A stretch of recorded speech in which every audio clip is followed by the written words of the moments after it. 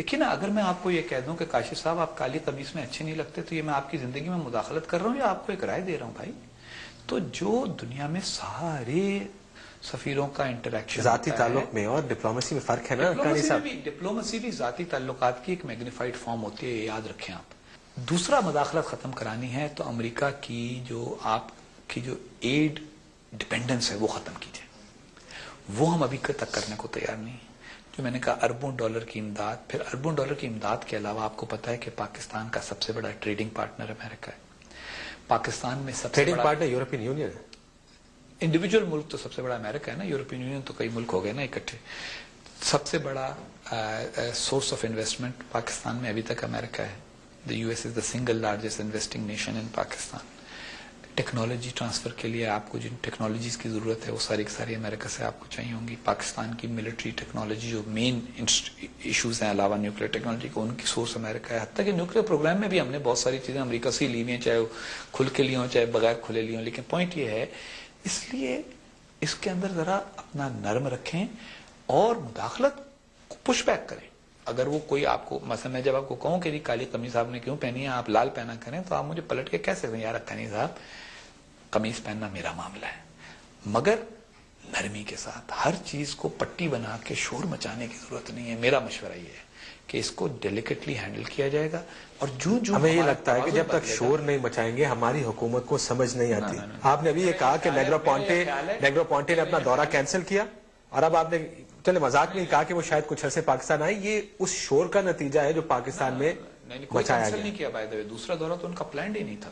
ابھی جو پاکستان آنے کی بات ہوئی تھی، وہ تو دیکھیے اس کا بھی لطیفہ سنیے. پٹی میں نے پڑھی ایک ٹی وی چینل پہ کہ نیگرو پونتے پاکستان آ رہے ہیں. میں نے فون کیا اس چینل والے کو اور کہا کہ جناب وہ تو نہیں آ رہے. انہوں نے اگلی پٹی چلا دی، حسین حقانی کہتے ہیں کہ وہ نہیں آ رہے ہیں. اس کے بعد تھوڑی دیر بعد ان کو سوجی کہ اس کو بدل دیا جائے، انہوں نے کہہ دیا نیگرو پونتے کا دورہ منسوخ. جو دورہ تھا ہی نہیں. ہوا یوں تھا کہ وہ جو رپورٹر صاحب تھے ان کو کسی نے کہا کہ جی ایک بڑا اہم امریکی آ رہا ہے ملنے کے لیے.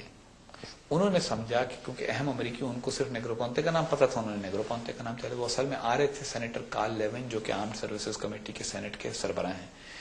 مقصد یہ ہے کہ کچھ تو ہوتے ہیں محبت میں جنوں کے آثار، اور کچھ لوگ بھی دیوانہ بنا دیتے ہیں. تو یہ ہم نے کچھ ذرا زیادہ ہی مبالغہ کر دیا ہے.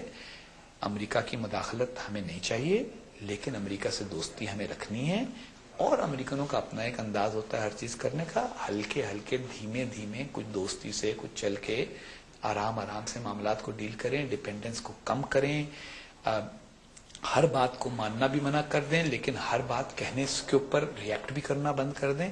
ایک ڈھنگ کے ساتھ، ایک میچور طریقے کے ساتھ، ایک ڈیموکریسی کی بنیاد پر اپنے رائے عامہ کو ملحوظ خاطر رکھتے ہوئے استعمال کرتے ہوئے، لیکن لوگوں کو فرینزی میں بھی مبتلا نہ کریں. یہ آپ بار بار یہ بات کر رہے ہیں کہ ہم فرینزی میں مبتلا کر رہے ہیں، ہم نے لوگوں کو کسی اور راستے پہ لگا دیا. شاید ہم سے کوئی مراد آپ نہیں میڈیا بہت نہیں، میڈیا بھی نہیں ہے. دیکھیں میڈیا تو اب شروع ہوا ہے، ٹیلی ویژن وغیرہ تو آپ لوگ اب شروع ہیں. میری مراد ہے کہ کچھ لوگ ہیں جنہوں نے پاکستان میں فارن پالیسی کے ڈسکشن کو صرف چند نعروں تک محدود کر دیا.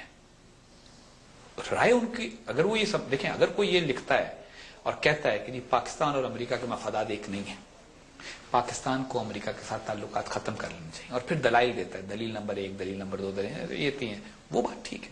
لیکن ہر تھوڑے دن کے بعد ایک فرینزی، ایک الفاظ کے اچاڑی کو، امریکہ یوں کر رہا ہے، امریکہ یوں کر رہا ہے، امریکہ امریکہ امریکہ امریکہ امریکہ. میجر امبیلنس ہے نا حقانی صاحب. وہ تو امبیلنس گھٹنوں میں بیٹھے امریکہ کی طرف اس طرح دیکھیں. آپ نے کہا آنکھوں میں آنکھیں نہیں ڈال سکتے. قاضی صاحب وہ امبیلنس آپ کی کسی پالیسی کا نتیجہ نہیں ہے، وہ ایک ریالٹی کا نتیجہ ہے. دیکھیے امریکہ کی، سن لیں آپ، امریکہ کا میں آپ کو چھوٹی سی مثال دوں. امریکہ کی ایک ریاست ہے کیلیفورنیا.